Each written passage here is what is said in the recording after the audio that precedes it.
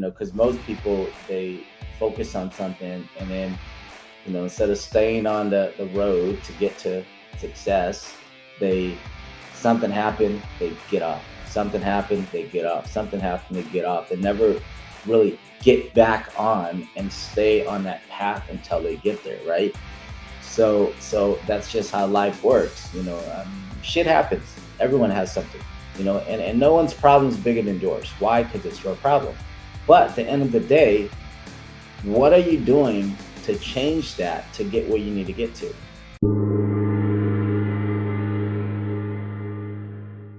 Welcome to the Consciousness of the Way. I am your humble servant and Sifu, Taoist Master San Quinn, and I have an incredible guest here today to the channel. He's an IFBB pro, and he's a motivational inspiration for a lot of people within the health and fitness industry. I've admired him for many years for his accomplishments as a bodybuilder and just an incredible athlete. I'd like to introduce Kris Dim. Well, thanks for having me on. I really, really appreciate it. This is kind of a different crowd for me, but at the same time, it's all in one. That is to help and motivate other people. And to me, I always focus on motivating myself. And then if that helps other people, then so be it. But I appreciate you having me on. The pleasure is all mine, my friend. It's something to really watch. And I was just about to speak on this before we started. The mindset of athletes, and I've dabbled in the past many decades ago. I used to be heavily into powerlifting and bodybuilding, and there really has to be an understanding of a certain frame of mind that you get to achieve the goals that you have, especially as a bodybuilder. I think a lot of people don't truly understand the magnitude of what it takes to achieve those type of feats in relation to body transformation when you're getting to that type of like elite world-class level. Yeah, the we all have goals, we all have dreams, we all have that envision of what we really want in life. The biggest thing is how long can you hold on to that envision to keep going to doing that what it is that you really want. And for a lot of people, their focus, is only so little. And but to me, I always had a chip on my shoulder. So, I used to be that 98-pound wrestler in high school, my freshman year. And when I told people I wanted to be a bodybuilder, they laughed at me because you can count bones coming off my side. And but that was my chip. I was that little kitten looking himself in the mirror and seeing himself as a lion. And that was always been me. And it was always been watch me. And every year I focus on that little bit of goals. Every year I put on that little bit of goals. And that's 5 to 7 pounds every year.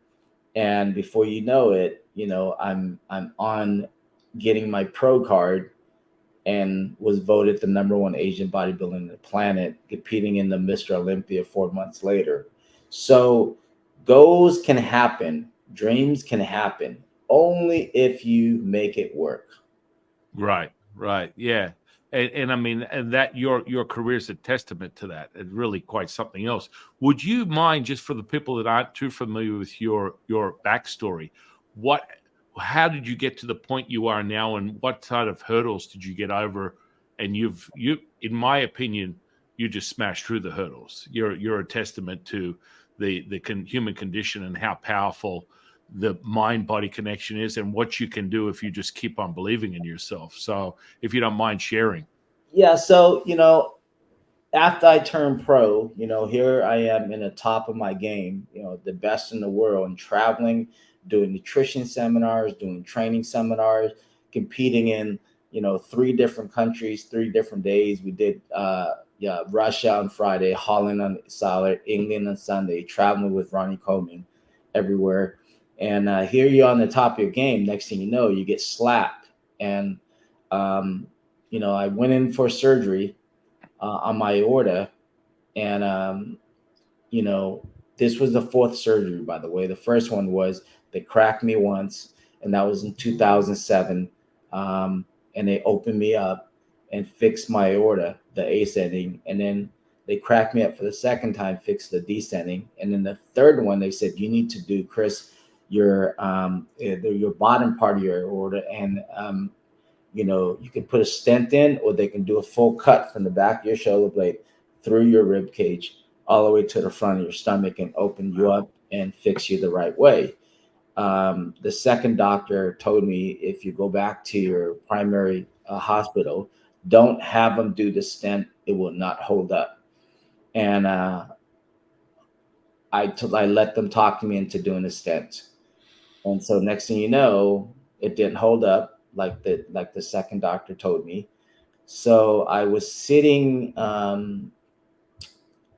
I was doing a seminar for about 300 people, and I felt 1,000 pound on my chest again, and that was the first time I felt it. And that was the first one, that, by the way, is the aorta burst. So John Ritter died from that. Einstein died from that. Lucia Ball, all these people, because a lot of people think it's the heart, but it's not the heart. It's the aorta that's connected to the heart. So I felt like 1,000 pound on my chest, and I remember that same feeling, and I was able to slow my breathing down. I was able to control myself, and that's why I lived when I went to the hospital. But to go back to the fourth surgery, um, they cut me and they opened me up, and they fixed me the right way. So all my aorta has been replaced. So I was cold after the surgery, and they put me in the ice suit, and I was so freezing. And after the second day, I said, "Please take me off. Please take this off." And they took it off. And then the doctor who came back in, and what I did was I didn't go to my primary doctor. I sat there in the hospital, and I said, they don't have a good cardiologist. If I go in there, I'm gonna die. So I drove myself to the doctor who did the second surgery, because if you have an emergency, any doctor you go, your care would have to take care of it no matter what. So I drove myself back to the other hospital, and he came in after 2 days and of me being in the ice suit, and he just came back from a seminar. He did an all-star seminar of sports nutrition and aorta in New York, and I live in Sacramento. He said it was unreal. He said, I'm sitting at the seminar, and guess what popped up on a big screen? Your picture about sports nutrition and aorta, how it burst. And he said, I don't, and this is him not getting sleep for 2 days. He came in, we built a pretty good relationship. He looked like he was in tears. He said, Kris, he goes, I don't know what happened. We did everything that we're supposed to do, but there's a chance you'll never walk again. You have a spinal cord injury. So I went and took the first step, and I just fell. Try to feel my legs, couldn't feel anything. Try to move my toes, couldn't feel anything. And I was still kind of groggy, drugged up. So I said, this has got to be a dream. This can't be real. The next day came along, doctor came back in and checked on me. And I said, doctor, thank you for saving my life. If this is what I have to go through, one day I will walk again. So from that day on, I choose to let go, and a lot of people said, well, did you try suing them? Did you try this? You try that? I had one medical attorney, and they said they didn't do anything below the belt. So I didn't want to focus on that, because whatever you focus on, you bring about. So I want to focus on living my life. And that's when I went to a recovery place. I was there for about a month, just learning the basic things we take for granted, like transferring from the wheelchair to the bed, to wheelchair to the toilet, getting into the car, and just all the basic things we take for granted. Here I am just learning how to do these things without my legs, because my spinal cord injury is a T11 spinal cord injury. That means from the belly button down, I can't feel anything. I've scratched my legs. I've made it bleed before, and I didn't even know I did it. And I'll look down, and there it is. Oh, shoot, my legs are bleeding. because Wow. I don't have any feelings, but I choose to move on and live my life and not focus on. Now, if I would have, I probably would have found a loophole if I would have tried to look for the how I can sue him. But I didn't want to live my life like that. I wanted to continue to live my life and do what I need to do from here on out to make my life work for me. That's so powerful. That really is, my friend.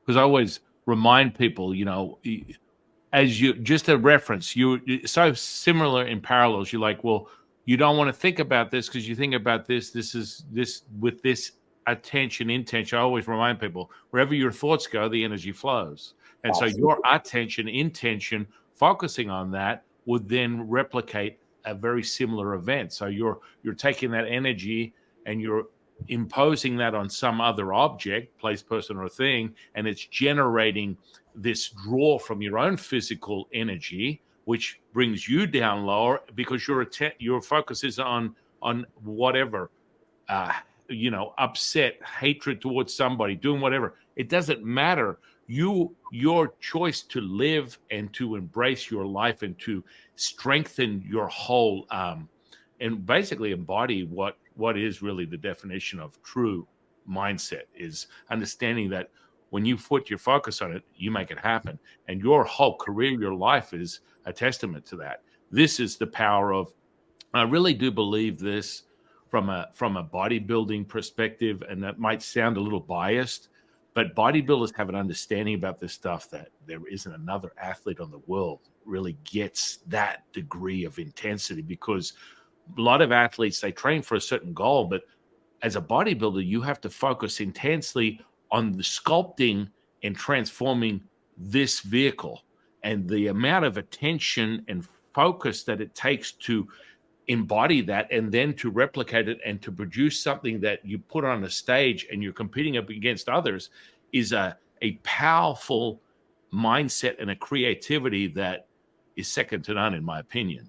And Absolutely. I mean, I work on that mind muscle connection. All my clients, I tell them focus on that mind muscle connection and whatever you're working on.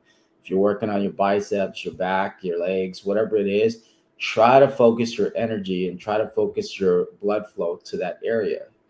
But bodybuilding is a full-time job. It's 24 hours a day. You cannot go out and just have pizza and burgers and on a regular basis and do none of that stuff. You got to stay on track. Is the only sport in the world where you got to keep your diet on track. You can change your diet. Let's say if you're getting ready for a show, from one day from eating pizza and burger to the next day, it will show that quick. So we don't get that luxury. The only time we do it is my guys. I give them like a cheat meal once a week if they deserve it. If they don't mhm. deserve it, they still got a lot of body fat to lose. I don't give them that luxury. But once they get to the stage where they're seeing amazing results, I'll let them shock their body by going out and having the pizza or burger, whatever it is they want, get it out of their system, and then get right back on track again. But for overall, it's something that it's a 24 hours a day job. Well, and I mean, just the joy that I have speaking to you, my friend, and the inspiring positivity that comes from you giving a backstory to our audience and having them understand. Because you're speaking on it as if, oh, right, well, that's yesterday. Today is today, and tomorrow is tomorrow. And that type of inspirational viewpoint of reality is what people need to hear to raise them up when they're sitting back there. I mean, so many people are just dulling themselves with, weed, alcohol, Netflix, media, social media, even though we're on it right now. But understand this. I mean, people just give up so easily. It's like instantly they start their day and they're like, oh, this is too hard. I've had a really bad day. I'm just gonna throw in the towel. And just hearing your words, the inspiration from that is just unbelievable. Well, that becomes a habit. After Mhm. quitting, then quit again and quit again. Pretty soon that becomes a habit. So then what happens is that your subconscious mind automatically just takes that and say, this is normal for me. Right. Or if you don't quit on one thing, you finish it all the way through, all of a sudden now your subconscious mind knows that, you know what, he is not going to quit in anything that he does. He's going to continue on this pathway, and then it becomes a new habit of your subconscious mind. Am I correct? Yes, yes. So I mean, when we start looking at subconscious, unconscious consciousness, what I teach people for that realm moving into that space, because you have that programming, it's really reflected more if we sort of use the model of a basic psychological profile of understanding that our habits are generated between generally the age of 1 and 10 or 1 and 7. And that's where your mind is open to this theta alpha brainwave. And that's when you're taking in all your disciplines, all your habits, all your belief systems are being encapsulated within that time frame of your life.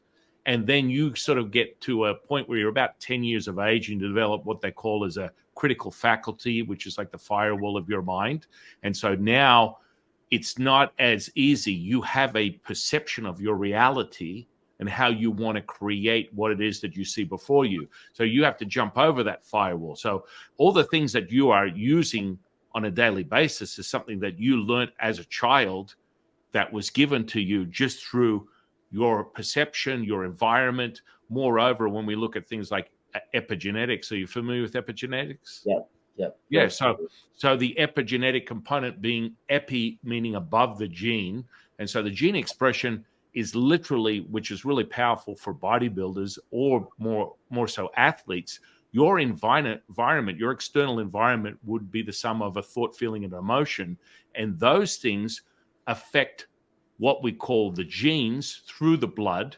So when you have a thought form, you create this chemical response, which comes from a pituitary thalamus and pineal gland. This creates a chemical reaction that is using the blood as a messenger to then affect the gene expression. So whatever you think, just as the power of the first words that came out of your mouth earlier in this podcast was your attention, intention, where you focus it, the energy flows. That's just not a metaphor or just something that's anecdotal to your experience. That is very powerful words that replicate right down to a scientific level of gene expression. So I believe you when you say to me, even though you're sitting there and you're saying, I'm still having issues with my legs, I still believe in my heart at some point, if you shift a level of consciousness, you will walk again, my friend, because that's just how I see things. And I've seen a lot of incredible things in my lifetime that go beyond in the category of what we conceive as or perceive as miracles. And I think that's just part of the human being and the humanness of being connected with the universe.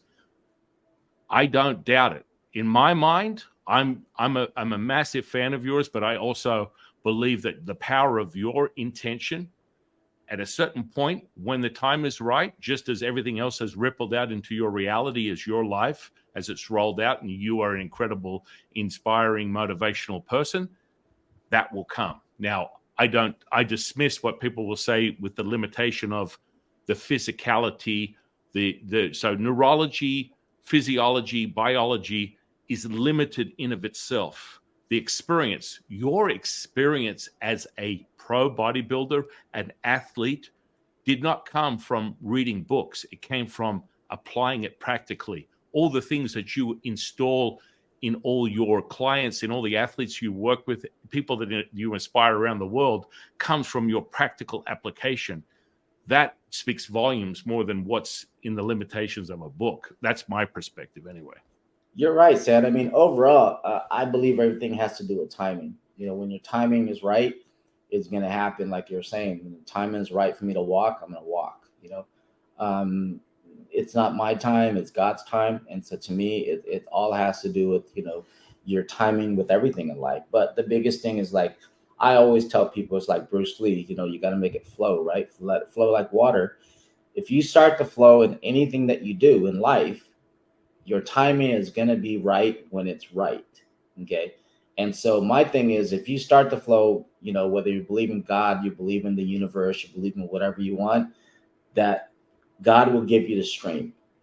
And so, but you have to start that flow. You can't sit here and pray for it and wish for it and wait for things to happen. That'll never happen. You have to go out there and put in the work. And whatever, I mean, If you told me 5 years ago that my wife and I would be having a health and a wellness business that has to do with people going in there and freezing their fat and dropping body fat, I would laugh at your face.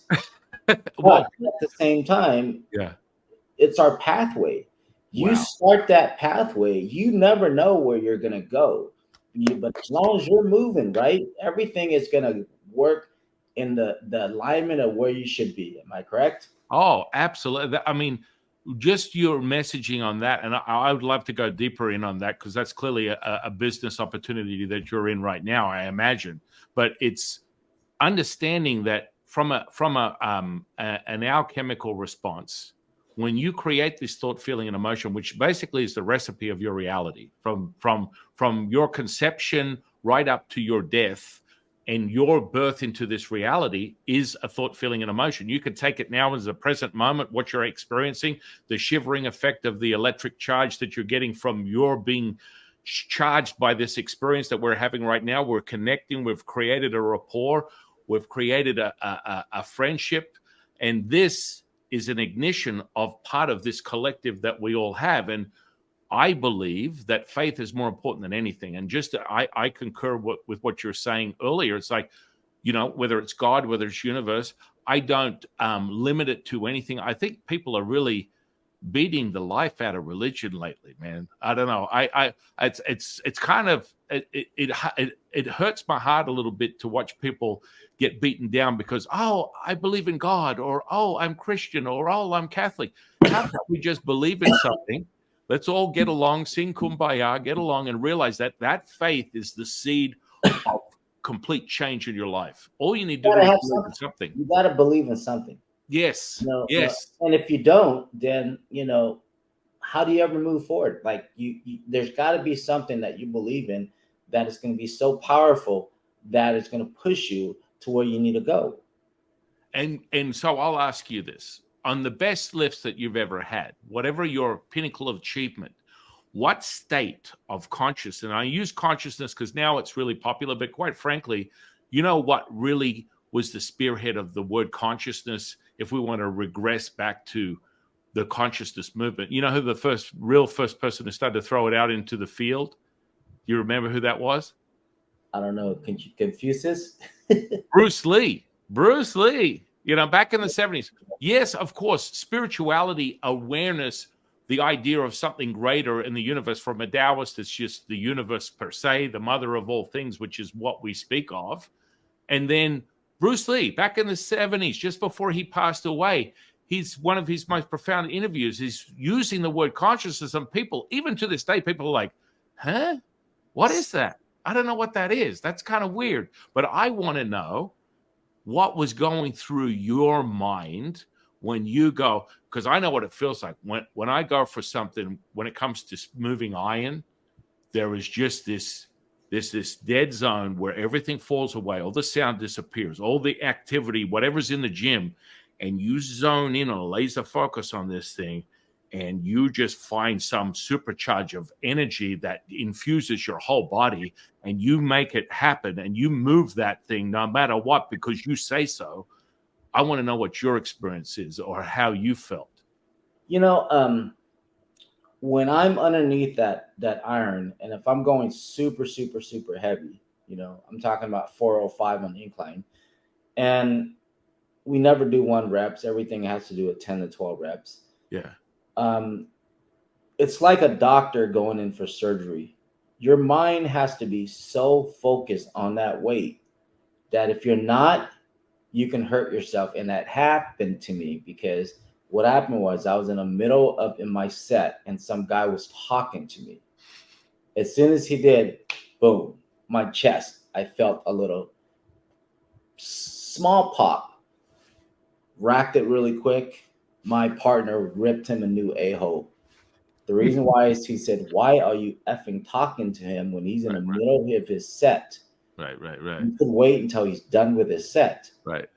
And the dude apologized, and he felt bad, but he didn't. Some people don't focus; they don't think.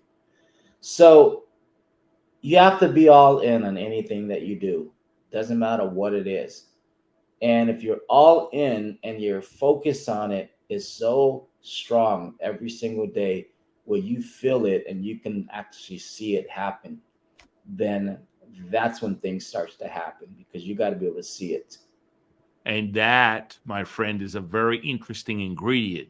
The top 1 percentile of all movers and shakers, anyone that we admire, or they call them, what do you call them? The GOAT, or whatever you want to call it. Those people, whatever they do, they're visualizers. They're visualizers. And that's a massive recipe for creativity. And then, in essence, result. Because if you visualize it and then you feel it, this becomes your reality. And so the incredible component that you're sharing with the audience, and understanding that synergy is what you speak of, which is the mind muscle connection, is understanding that wherever your thoughts go, the energy flows. And from an alchemical response, we understand that on a deeper level from epigenetics, or more on a quantum level, which everything is interconnected. That power of interconnection. Now, understanding that when you talked about how that guy distracted you, when you're in a gamma frequency, because to create the sort of things that you've achieved in your career, that comes from a frequency, a brainwave frequency, is what they've coined or defined as a gamma frequency, which is 40 hertz and above. And that comes from highly creative. That means that you're enveloping the whole brain. So we're not doing like a 5% conscious, 95% unconscious.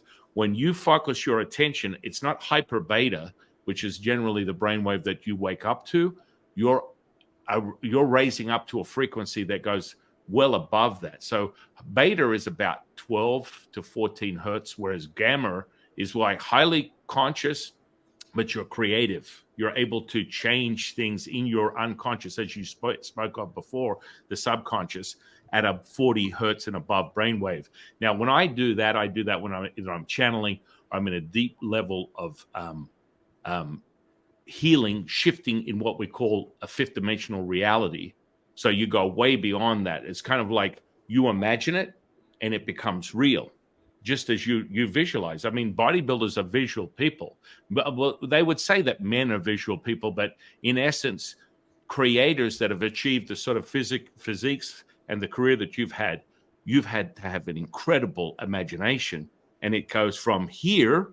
For me, it was playing with He-Man dolls when I was a kid, to creating this incredible physique. And I imagine, were you ever inspired by, like, Yeah, everyone has their superhero, Batman, Robin, whoever it is. I always like muscles, so it would be like the Incredible Hulk, or yes, it'll be like Hulk Hogan, growing up, or uh,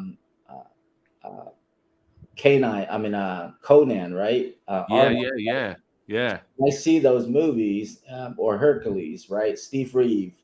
Some of you guys are too young to know who Steve Reeve is, but he was the original Hercules.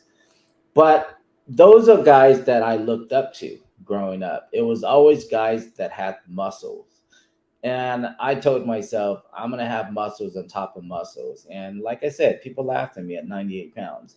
Even like a lot of people, a lot of you guys are probably going through some really obstacle that you feel like you can't get yourself out of it. You can and you will. And you got to tell yourself you can and you will. I'll give you a good example. After I had my spinal cord injury, I decided to come back and do a bodybuilding competition in 2019. And I had 1 year to prepare for it, from fat to fit. If you go back and look at my Instagram, you'll see that I used to be really, really fat when I had my spinal cord injury. I just ate, didn't give a hell. I just, I relied on people for ride, and it got to the point where, you know what? I went on Instagram. Went on Amazon, ordered some hand control, put it in myself, and start driving around the neighborhood with my hand. And I remember my son was 12 years old at the time, and he was in the car with me, and he's like, please don't let my dad crash. And it was so funny. But I got brave enough to get on the slow lane, and now I drive better than my wife with her feet, so you can still make things happen. A lot of people give up on themselves. And I decided to come back and do a bodybuilding competition because I needed to challenge myself. I need to go in from a overweighted gut guy in a wheelchair to a year. In 1 year, I gave myself, and I went from competing on the two biggest show on the planet, the Arnold Classic champion, which I got to hang out with Arnold, and the wheelchair Mr. Olympia. I took second at the Arnold Classic champion and third in the wheelchair Mr. Olympia, the two biggest show on the planet. That's So amazing. whatever you guys are going through, you can get through it. You can overcome it only if you want to. Only if you're willing to put both feet in and willing to change no matter what you're going through. Everyone always feels like their back is against the wall. That is the perfect time for you guys to get out of it, because you don't have any other way but to come back and go forward and make that achievement that you are meant here to do. That's amazing. I just want to tell the audience, it's just as Kris said, it's just like we talk about this in Taoism. When you're at your lowest, you're at your highest. Just when you think that you're at the end of the road, the lowest thing you're really at the precipice of a profound shift and change in your reality. And it's all how you perceive it. Just as Kris has said, it's like, this is when you get in the game. I've already trained myself. If I feel like I'm down, I'm going full force into the fire.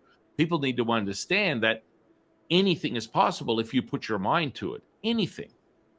Yeah, 100%. Like, I think the biggest thing with people, giving up too soon, but you got to do something on this earth. And Les Brown puts it best, and I don't know his exact word, but he says, imagine if you're on your deathbed and you're looking up and you see all these ghosts with Google eyes looking at you, saying that we could have been somebody, we could have been whoever you want us to be.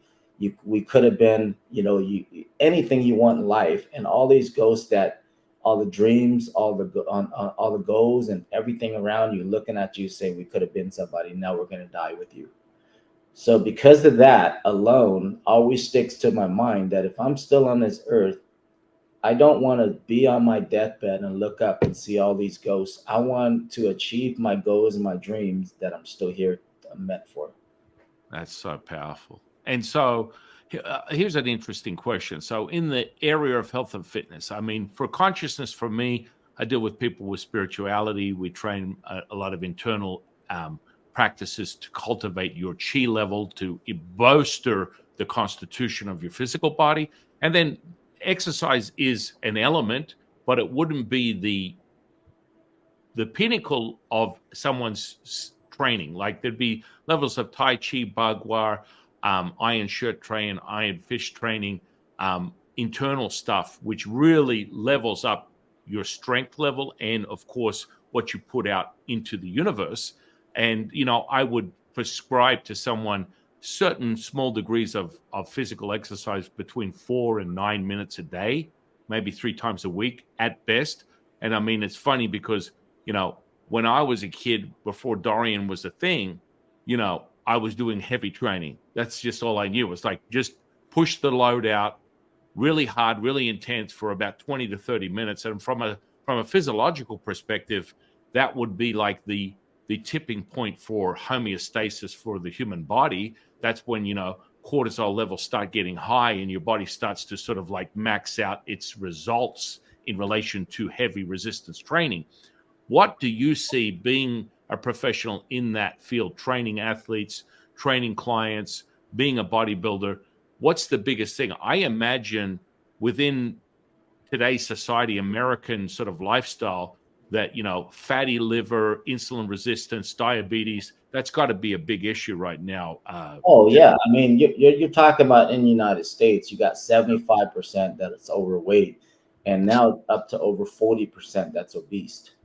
I Yeah. mean, that's a big number, and the reason why is because people continue to eat these fast food, continue to eat all these junk food, and because they don't want to cook for themselves. And Jacqueline puts it best. He says, "The men make it, don't eat it." So if you can stick to whole food, just from that alone, you're going to see amazing results. Yeah. Yeah. So the biggest thing is, I just think that people just give up too soon, Hmm. and they don't get, like you're saying, they don't give themselves enough time to do anything.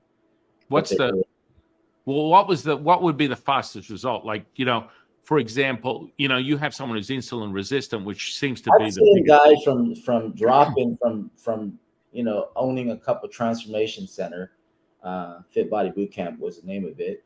Um, I've seen people drop 50, 60 pounds in 12 weeks.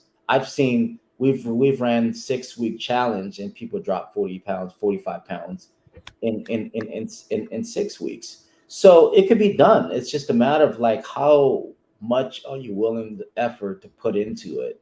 I Hmm. mean, I've helped thousands of people get in shape, from people that just need to drop weight. I just got off the phone with a guy from UK right before I spoke to you, and he's 297 pounds and he wants to get down to 196 pounds. So we set a goal for it, of what we need to do to achieve that goal, to make it happen. Now the rest is on him. He's got to be the person who's willing and wanting to make this thing happen, because I can lead him, just like you can lead a horse to water, but they don't want to drink it. There's nothing you can do about it, right?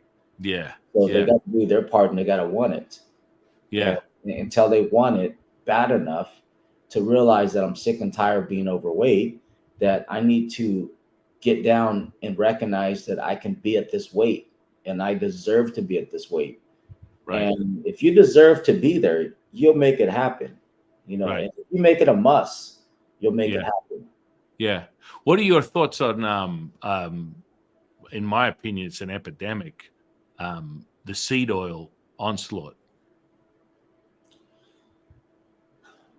I always tell my guys, I don't get into anything more than what we should be doing. So I don't get into the seed oil. I don't get into any of those things. I mean, I know it works. I just haven't done it myself. Right. Right. Right. But if someone, can tell me that it really does work, and I'm willing to always try anything, but as far as me, it's all just sticking to whole food, doing your cardio, doing your workout, you know, old school way of getting in shape, none of this, try this and try that and all these different things, because there's new things that pops up every year, right?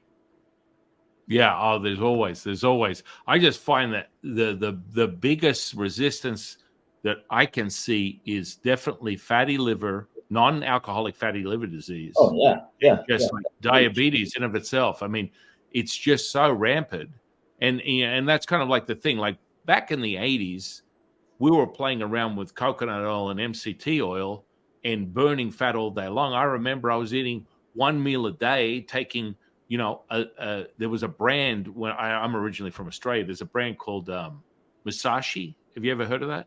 Back I in the used to 80s? carry Musashi because I used to have I had a couple Max Muscle Store. Okay, Yeah, so you remember. yeah, Musashi's got a lot of great product. I used to That- carry a lot of their product. Right. Well, they were the original. They were the spearhead for amino acid blends. That's their bread and butter. And I remember distinctly the owner of the company, Tim, I was good friends with, and he would give me pure ATP. And at the time, I was eating one meal a day. I was taking his 8 essential amino acid blend, which I think it was called Yin. So basically, I was just getting the 8 essential amino acids that you would get that are not produced by the human body, that you have to get externally. I get that in this blend. I take that as a protein source, which to most people as a bodybuilder, you'd look at the teaspoon and go, 4 grams of protein. That doesn't make sense. It's not going to do anything. It's not going to do a single thing for you. So I was eating one. Pre-digested, if it's already pre-digested. Oh, yeah, yeah, yeah. So I was eating one meal a day, doing 3 or 4 tablespoons of this amino acid blend. Plus, I was taking ATP, pure ATP, which when I took a teaspoon of this, my strength went up 20% like that. I was like, if this is what the extra additive bonus is, I'm in, because that was power stuff. But I mean, that was also not given to anybody. He got it as a guy that was creating supplements, but it wasn't something you could just buy over the counter. And so that was my first like eye opening, like, whoa. If you take the right stuff, you can get incredible performance. And for me, just that, and in of itself, that was kind of like my entree into what people conceive now as like fasting or intermittent fasting or whatever you want to call it. I mean, understanding how to encapsulate the utilization of energy is really how you get the peak, right? Are you into fasting or anything like that?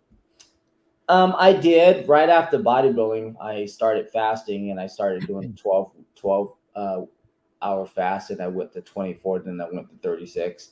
And I do tell my guys that if they really want to like clean out their system, doing a fast really would help them out, and then they'll actually respond better on everything they put in their body after that. But most people, they don't want to spend money. They don't want to do the fast because it's hard, Right. But I've always believed anything that you really want in life is always hard, See, look, ladies and gentlemen of the audience, look at this. Look at this guy. He's got a smile on his face, and he's gone through things and achieved things that 99% of people haven't, because they get limited by their mindset. And when you approach it, you're framing it that way. I always remind people, listen to the linguistics, because your unconscious is speaking to us through the words that come out of your mouth. Even though you're not consciously going, I'm telling you what I'm thinking, it comes out by how you frame the words that are in your reality. So, you said it yourself out of your mouth was, when I look at something hard, I just kind of say, I've got to do it. And I just do it, because that's how you lay the framework. Most people will say things, and they'll say specific things that then determine. It'll be like this. A classic one is a but, the word but, right? So you listen carefully to someone that gives you excuses. They'll be like, oh my goodness, Kris, you're such a great guy. I want to help you out. I want to do all these things. And I think you're my best friend. And there's nothing I wouldn't do for you. But this is da, da, da, da. And so after the but word, the unconscious is telling you exactly what they really think. Forget about all the compliments they gave you before the word but. It's after but that you get the reality of what's really going on in As their soon body. as you hear the word but, you already know they're not going to do it. you know that intuitively, my friend, You, without you even already know. As soon as understanding. you hear the word but, then everything they say before that is fucking bullshit. Excuse my language. And that's true. And it really is true. From a linguistic perspective, this is the deeper level, right? So, and people need to understand that. You're setting the framework because you have an access. What you may not be aware of, and I can just see it in your aura. You're running at a gamma frequency all the time because you get things done, my friend. I can tell you right now, you don't spend a day wasting a second of your time. You are I've had getting my things spinal done. cord injury now for over 12 years, and I can honestly tell you, yeah, there's a lot of hard things. And I will admit, my wife is my legs, because when we travel and stuff, she's my poor thing. She's carrying a lot more stuff than obviously I am, because I'm in a wheelchair. Or when she's bringing the grocery in, and she never complains one at all, ever, never complains. And like when you have a spinal cord injury and you're a T11, and I'm always so honest with people, and what you see is what you get. Like, doing dialysis 4 days a week, and she's 5 days a week. I'm sorry, and she's helping me for 4 hours because she's got to help me with everything. Um, everything that I go through on a daily basis. I have a pressure sore on my right butt cheeks that we got to change every morning, every night, because I sat too long and didn't pay attention and didn't do any pressure release like this, and end up having a pressure sore in my ass that I got to change. And I don't have a lot of feeling from the belly button down. So yesterday we get in the car, we get ready to take off and go places, and we go to our business. Guess what I did? I had an accident in my pants, and I had to rush all the way back home, change and everything else. And like in the past, that would mess my head up, because you're a grown man shitting on yourself, right? Yeah. I just look at it, you know what? Get over it, clean yourself up, get it done. I always tell people there's nothing wrong with having a bad moment. We all are allowed to have bad moments, but do not allow yourself to have bad days. I'm Yeah. gonna repeat that again. Do not allow yourself to have bad days, because bad days turn into bad week, bad month, bad year, and it's going to be that much harder for you to get yourself out of it. So Oh, that's snap so yourself profound. out of it. Find something that's going to put you back in your happy spot and get the hell out of that bad energy and bad location, because that will drag you along and that energy will feed off to everyone else. That's amazing. That is an incredible words of advice from a level of more metaphysical, the understanding of you've heard the expression laws of attraction. Oh, absolutely. Right. Secret. Right. The secret, right? But understanding that, like attracts like.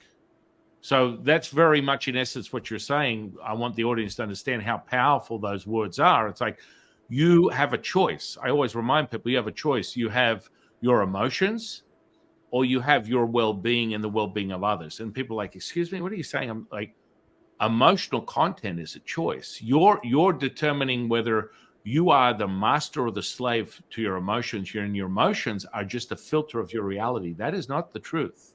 That is just a transient moment, that is a record of your past that you are simulating right now, because it's very similar to what you've had happen before, and that draws it into your field. Does that make sense? Oh, yeah, absolutely. I mean, Yeah. you can choose to have a frown in your face and be depressed all freaking day, or you can put a smile on your face and do 10 things you're grateful for and get you back in a happy spot again, right?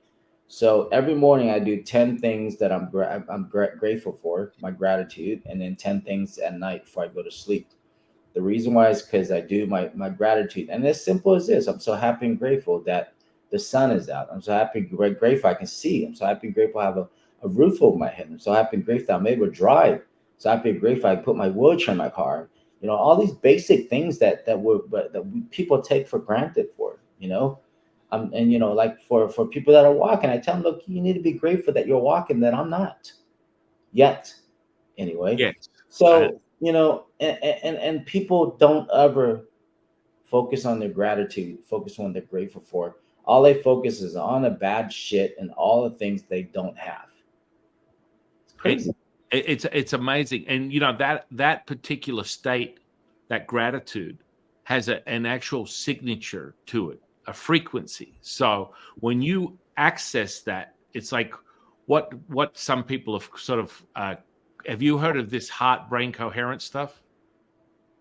A little bit, yeah. Right, right, right. So it's sort of like for a Taoist, the practice of aligning yourself with the universe is sort of synchronizing your physical body with the earth and the universe, and that is a aligning yourself with a frequency. And you use what we call these. In the late 90s, they were able to discover this landmine of like what they call sensory neurites in the heart, which is like a little heart, a little brain in your heart, which is equivalent to the same neurological layout in your brain. You have the same cells, right? So it's kind of like when you sync this, which we call I call it the truth teller, because that intuitively is how you're going to get the message of your intuition of what you think is right or wrong. You sync that with your brain, all of a sudden everything gets easy. And you're that kind of guy where someone could get up in your face and you're just like chill. You drop down even lower into it, which is really powerful stuff, because that gratitude has trained you into that.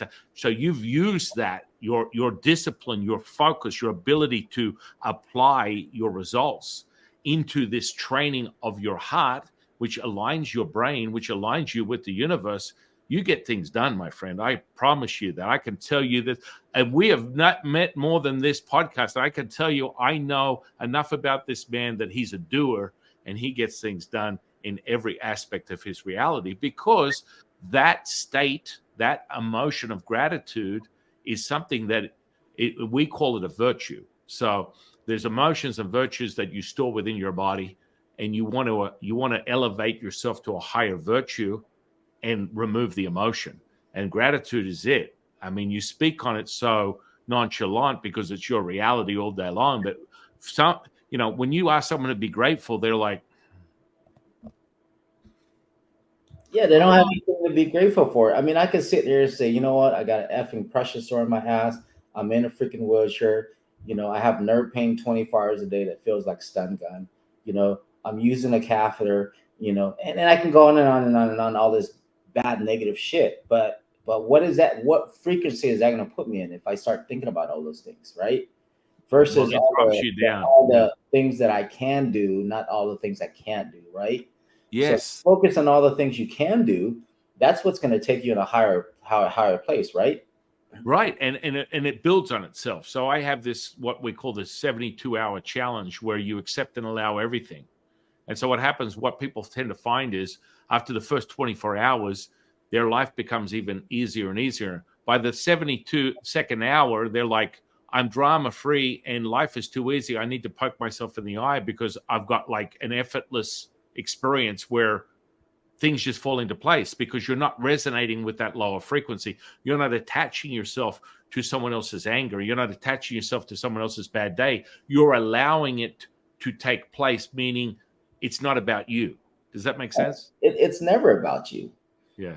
and I think a lot of people, that's what they don't get, they don't understand that it's never about them, because if they read that book, How to Win Friends and Influence People, I think it'll help thousands of people.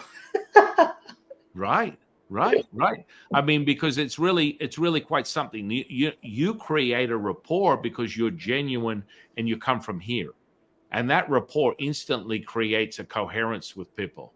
And that's a very And powerful. that's what people on Instagram. Everyone's fake on Instagram. No one's ever real anymore. And so, what you see on my Instagram is who I am. What I go through is what I tell you guys. I don't have nothing to hide. Most people will never talk about their being on dialysis and and all this and that. But to me, it's like, you know what? I don't have nothing to hide. Like, I want to be real with people so that way they understand that, what, it'll help them go through what they're going through. You know. And so how did that come about from you being paralyzed, but then all of a sudden, So what happened was I self calf myself. okay. I use a catheter, and it got inflamed, and it got to the point where sometimes I'll self calf and nothing comes out, no pee. And so over and over again, after a while, it started backing up my kidney, Oh, okay. and Okay. so that's what the doctor told me. And I eat good. I eat clean. I do everything. I don't use no supplements. I can't take anything because they do blood work every single month Hmm. now. And so I have to abide by. I even have to take a binder every time I eat because my phosphate, they don't want that to shoot up too high. Hmm. So you just kind of adapt. It's like I can sit here and go against the curve, and and end up messing myself some more, or I can do what I need to do to continue living and being in gratitude stage. And every single day I wake up, I'm above ground, I'm blessed. That's how I kind of look at my life.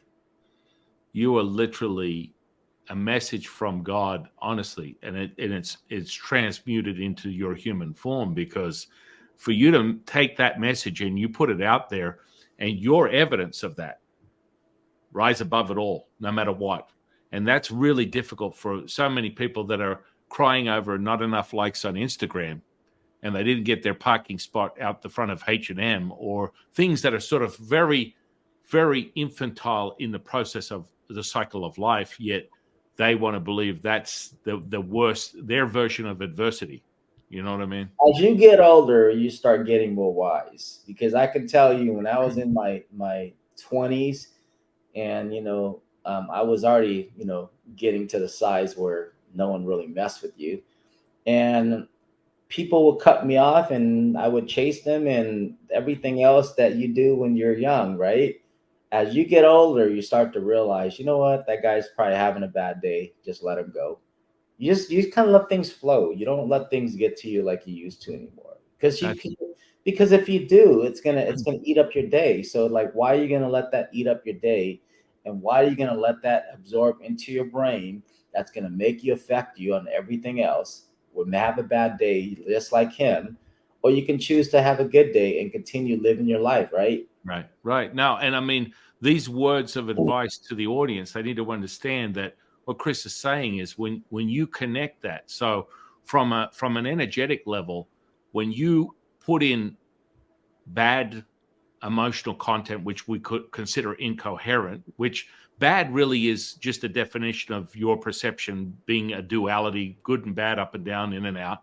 But if you're operating from a duality and you say it's bad, then what you're doing is you're drawing from your life force, which happens to be for Taoists, it is the kidney function. So you draw from your constitution. When you feed fear, fear draws from that energy and it goes out into the universe and it attaches to other things, right? So this is, in essence, the most powerful words that you can give the audience, is understanding that you look at the positive, and half glass full means more profound positive things to come. Half glass empty means more lower vibrational negative things to come, because that's just how the like attract like works in of itself. Yeah, 100%. I agree with you there. So what do you think, Kris, to all those people that are out there? Hey, look, bodybuilders, all you do is you take a bunch of supplements and eat chicken and you're going to look like that. I want you to be able to tell people that is such a fallacy. Anyone who's got a physique. 16 years is how long it took me to get my pro card. It's not like boxing where you can go and just sign up for your pro card. In that 16 years, the most days I've ever taken off was 1 or 2 days over the weekend. Swear on my mom. No matter where I'm at, no matter if I'm on vacation, it doesn't matter. I have to get my workout in. I have to make sure that I'm not going out there on vacation and just eating junk and crap and everything else. So even if I'm on vacation, I'll still pick and choose my food, because you can still eat healthy.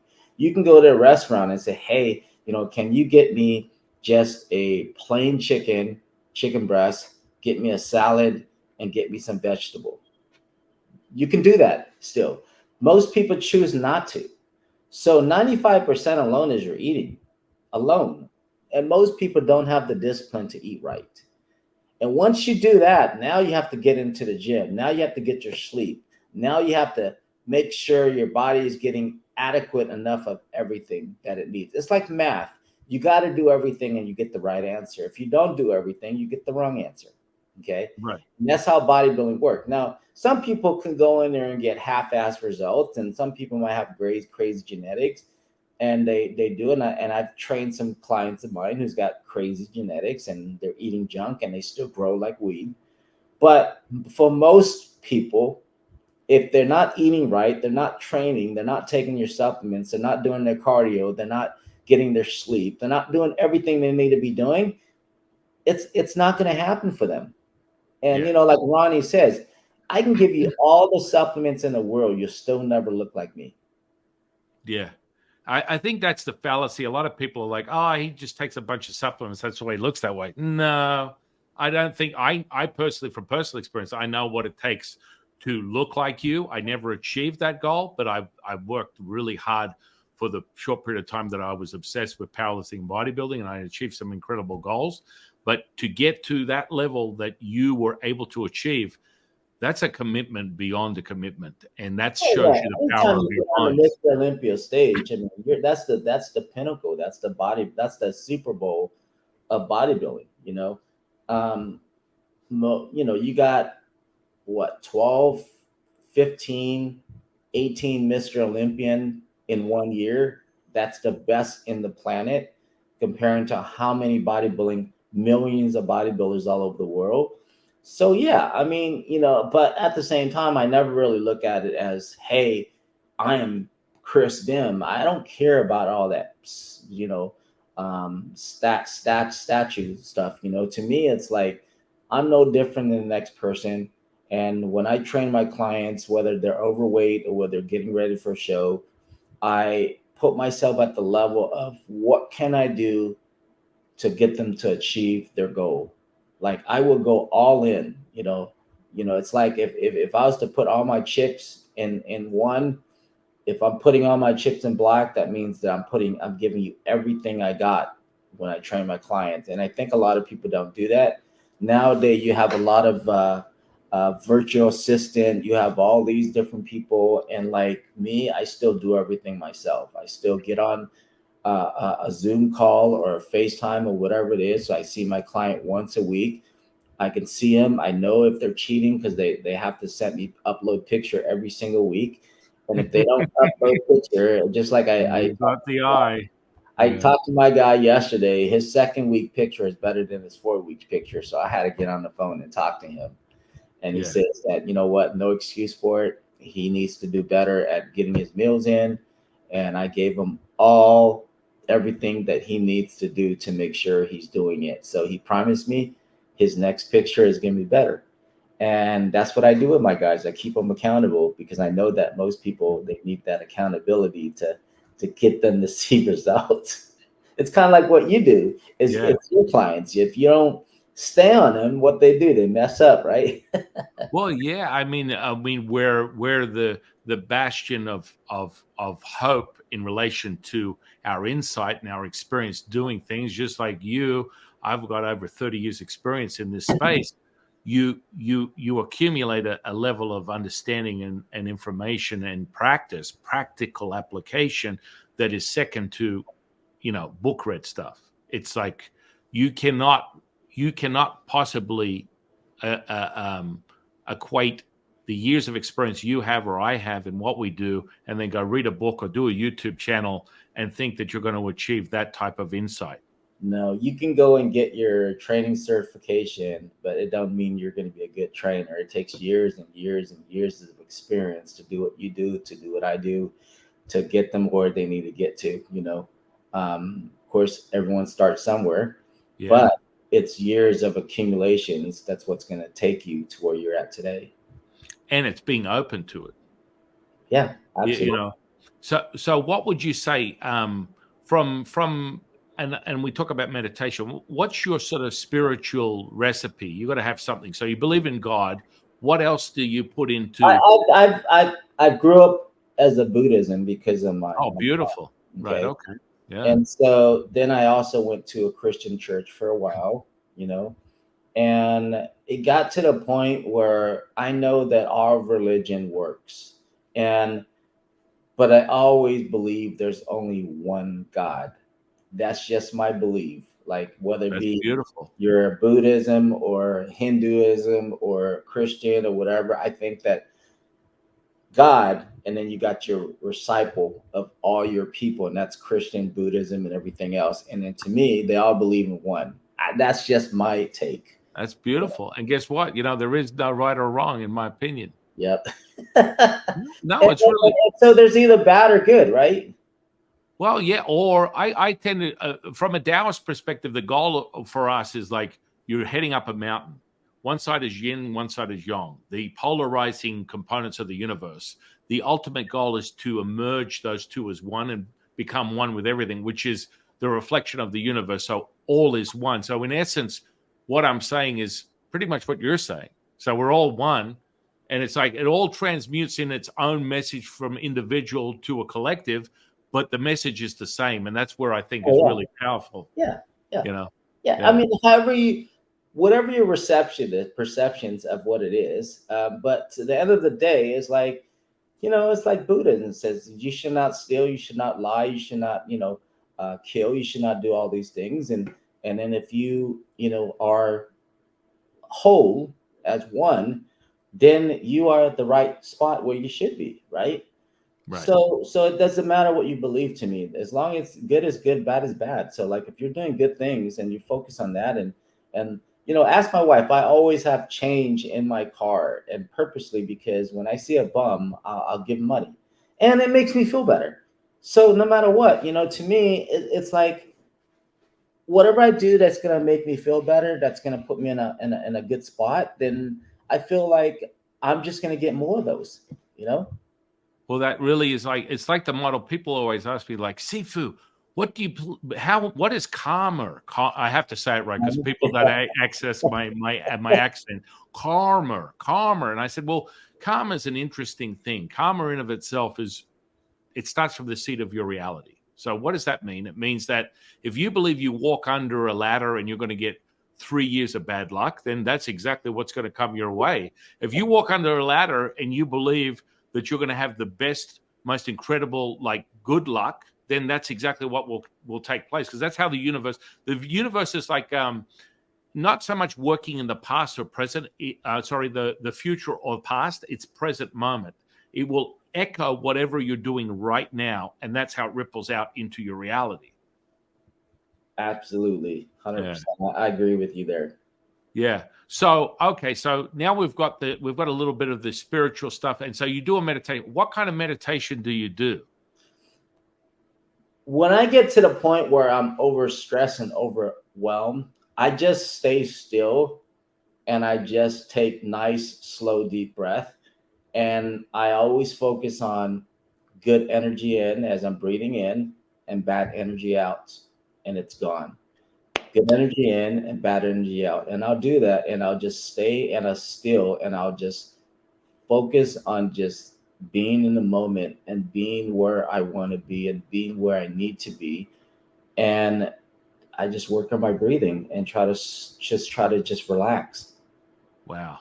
That's really profound, because, I mean, from a chemistry perspective, we talk about, parasympathetic, sympathetic. From a neurology perspective, that's just, biology. But let's get down to the actual alchemical response. When you just sit there and you focus, you drop into a state of consciousness that is actually above what you believe is your 3D reality. So you're creating that brainwave that you are just, it's natural to you. Like, I just sort of sit with it and I breathe.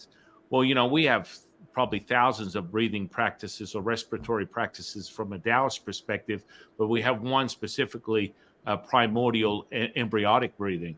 And that's sort of like, once you hit a conscious level that is above the 3D. So when I say 3D, I talk about, from a quantum model, it's like the dimensions of the universe. And, we're talking about 9 dimensions and above, which sort of parallels where you are consciously. So you get to 3 dimensions. 1 dimension would be a dot. 2 dimensions is 2 dots in a line. 3 dimensions is a three-dimensional object. And then you go to 4th, which is time and space, or void of it. Then 5th, it is just this state. And your power that you get into, that you're just sort of a matter of fact, which is so powerful to me, is like, oh yeah, I kind of sit there and, I just calm down a little bit, breathe, and boom.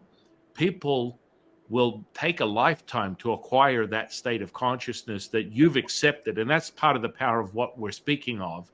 Because you perceive your reality a certain way, you're like, well, it's quite simple. I just breathe bad energy out and I take good energy in. I set my intention and poof, it happens. People just want to die to get to that state, and they compartmentalize. But it takes practice, though. It takes, anything you do, it's going to take practice over and over again. Nothing ever happens overnight, and I always tell even my guys that I'm training, I said, this is not a sprint, it's a marathon. So everything that you want to learn, it's going to be a marathon of learning. It's going to be a marathon of layer after layer to get to where you need to get to. And, nothing happened overnight, but you have to start if you want it. It's not a microwave results. It doesn't work like that. And again, like we talk about when we talk about foundational stuff of how you perceive your reality, this is your truth. And that's what I always tell people. It's like, okay, well, what does that mean, Sifu? You're saying your truth. Well, it starts there. I know, because of how powerful you are with your attention. Even though you say it takes this amount of time, you could see cellular change within your physical body that takes you to the next level, which I know in my heart is will happen in your lifetime. You can get up and walk, and that's going to happen. That's up. Oh yeah, I believe 100%, and I used to always put down, I will walk, I will walk, run, and do leg press again. I will walk, run, and squat again. And so I would always used to tell myself that over and over and over again, but, get to the point sometime that I'm focused on that. And I know 100% that I'm going to walk again. I don't know when, but I'm going to walk again. But sometimes you have to focus on your life and you have to keep continuing to move and just live, because when you go through and you have a spinal cord injury, people are amazed how when I put the wheelchair in the car myself, or I'm driving myself, and there's time when I'll drive from Sacramento down to LA, 7, 8 hour drive with hand control, and you just do it. You don't even think about it. Like anything you really want in life, you just need to do it. If you procrastinate on one thing, you're going to procrastinate in something else. Uh, One of the I forgot the dude's name, but he says, um, most successful people make fast, quick, as far as what they want, and then they slow to changing it, right? And if you do something and for some reason it didn't go your way, you can course correct it, but you got to just do it, right? Or else it never gets done. And next thing you know, you live in your whole life. And I've talked to guys before, like, hey, I've been wanting to do a show for 10 years. I'm like, well, why haven't you done it? Why haven't you trained for it? Oh, well, because I have family, I had this, I have that, and had that.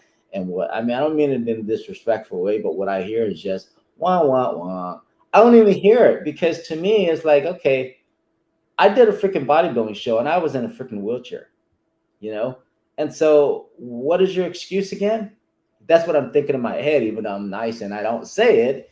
But to me, it's like you can do anything you want. You just got to take the first step and do it and just course correct it on the way.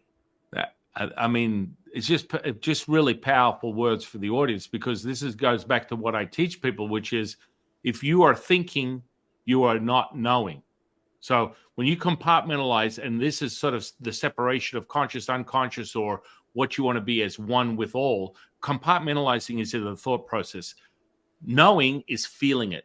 You just feel it. You go for it.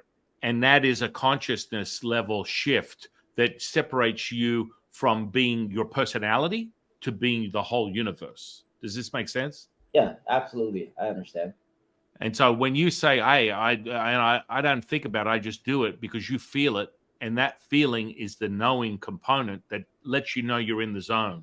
So your zone wise, for me, I developed an app specifically to get people into that state of consciousness. I use a lot of the ancient practices that I'm taught, like Qigong, where you move energy with your mind, Qigong, you move energy with your breath, and I integrate it into a digital experience. So people, all they need to do is the prerequisite for this training to basically master your emotions, which is basically tell them to sit over in the corner and be quiet. And when you want them, you get them to come over. That's the sort of mastery I'm talking of. All you do is hit play. The first time you experience this stuff, it's a visual, audible experience creating this kinesthetic response. That's the validator that it's real to you, right? But you'll hit play and you'll feel like you've had 5 pina coladas, 5 days in the Bahamas, and a full body massage. That's the experience, because I always use the prerequisite. What's the prerequisite for this enlightenment? You need 5 senses, and you need to be a human being that has the neurology of you. Now, I've never used it on an alien, so I'm not sure whether it would work. But if you're a human being, you have the neurology of a human being, and you have your 5 senses, you will be affected by this material. And I think it's really profound when we come across people like yourself that are inspiring, that raises people's consciousness up, and it's about mastering it. So when you would get exposed to anything and you're feeding your unconscious or subconscious, because there's different dimensions, you take in anywhere from 140 to 200,000 points of information all day long, and you're aware of 7 and you retain 2. And so this is where people get epiphanies, where they have these moments and they go, oh, what? I can't believe I've been here before, because you're getting this peripheral information that's always taking place. And what people do when you say you set your intention, this is what we call within a psychological setting, because I like to understand things from every angle. So as a spiritual person myself, and I teach people all these ancient practices, I need to be able to talk from neurology, from psychology, from biology. Ultimately, in of itself, it goes beyond that when you look at the quantum model or something greater than consciousness. But you activate when you go, hey, guess what? I've decided I'm going to do this. And you just do it naturally because you were born that way. That was one of your incredible gifts, apart from your incredible physique and the career you've had. you were born that way with that mindset. People have to work into that. And so what happens is you activate what they call the reticular activative system. And Yeah. that's like when you go and say, hey, I went and bought a red car, and then you go out of the lot, and next minute you see Yeah, you 30 red see red cars cars everywhere. Yep. because you've activated that awareness. That's the sensory perception. And there it is. Boom. All of a sudden now it's all coming to you. So then it rolls into, a level of manifestation.